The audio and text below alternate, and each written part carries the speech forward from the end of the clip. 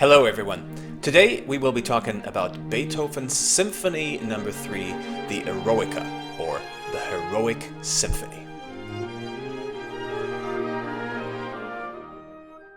Beethoven came from a very humble background. Beethoven's father was a musician at the court in Bonn. He was a singer.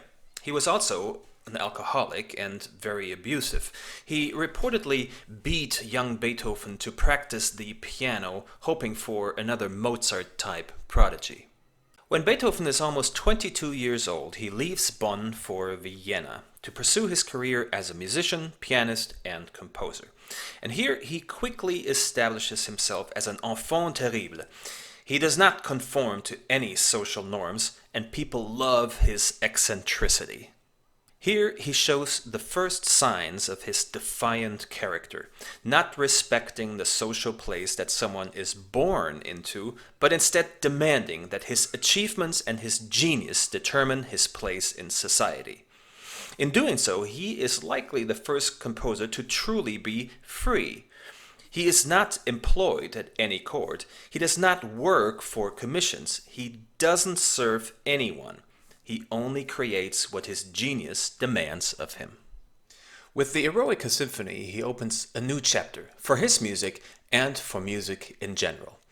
When it first premiered, this work was a shock to the audience. It was the longest and loudest symphony that they had ever heard.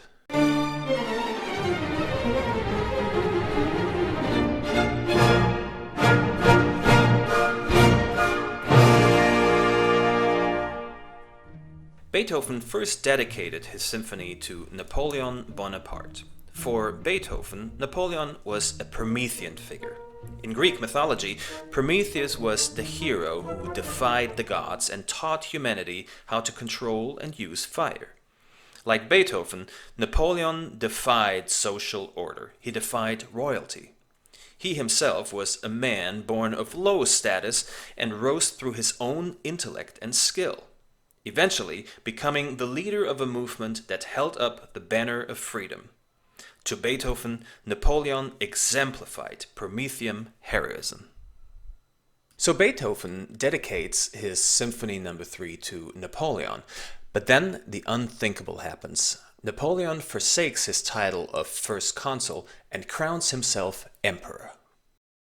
Beethoven is disillusioned, to say the least. Ferdinand Ries, Beethoven's secretary, reports that he delivered the news to Beethoven, upon which he went into a rage, denouncing Napoleon and crying out, "So he is no more than a common mortal. Now he, too, will tread underfoot all the rights of men and indulge only his ambition. Now he will think himself superior to all men and become a tyrant." Ries tells us that Beethoven then picked up the manuscript of his Eroica Symphony that was lying on top of his piano, and he tore up the dedication page.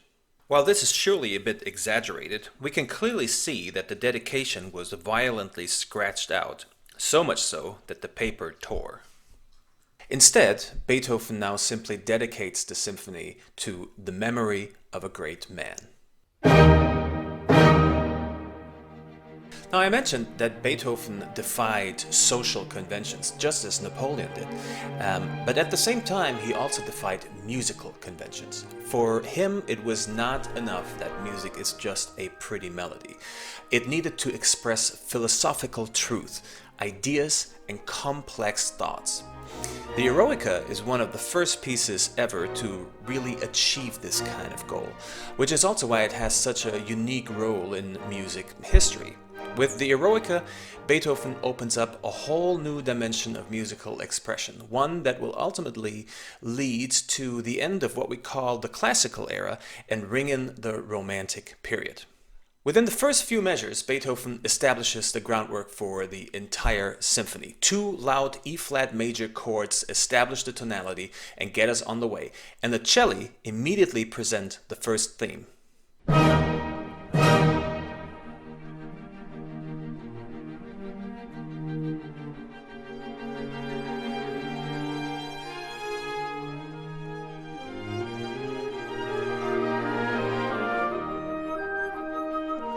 But it is only a few measures before the tonality is already questioned by the arrival of the C sharp in the bass line.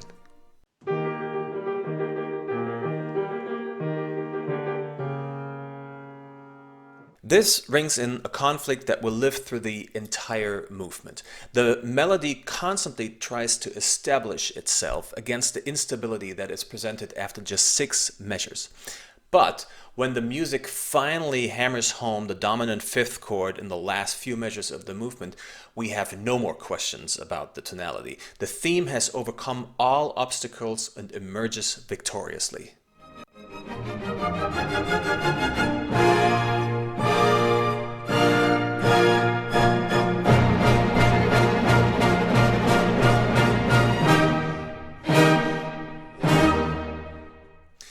The idea that an ordinary theme can overcome any obstacle and emerge victoriously may very well represent Beethoven's idea of heroism.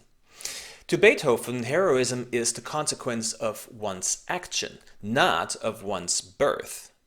And this first movement shows us how an ordinary theme, simply born out of a simple E-flat major triad, can assert itself and become the driving factor behind one of the most groundbreaking musical compositions of its day. I hope you will join me again in a few days for the second part of my introduction to Ludwig van Beethoven's Symphony No. 3.